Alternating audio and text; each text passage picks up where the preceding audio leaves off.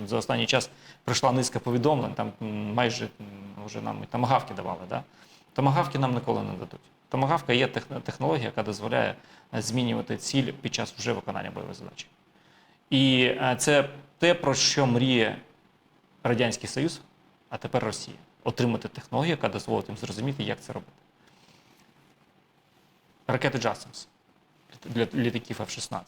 Безумовно, так, у нас є F-16.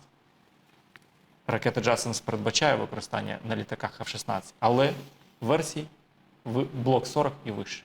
У нас middle life модифікація, яка не передбачає використання ракет JASSM. Можливо, але треба модернізація. Це додаткові кошти. Таурус, про який ми постійно кажемо. У нас немає літаків для Таурусів. У нас немає можливості отримати САБи New Generation. І у нас немає отримати можливості Eurofighter, які їх носять. І так далі. Єдина ракета, яку ми отримували, яка працювала Атакамс, і то ми були обмежені використанням, здебільшого обмежені використанням по своїй ж території. Тому тут от в питаннях далекобійної зброї, якщо ми хочемо отримувати якісь можливості, якісне рішення поки що реалізоване за рахунок Німеччини, яка фінансує цю програму.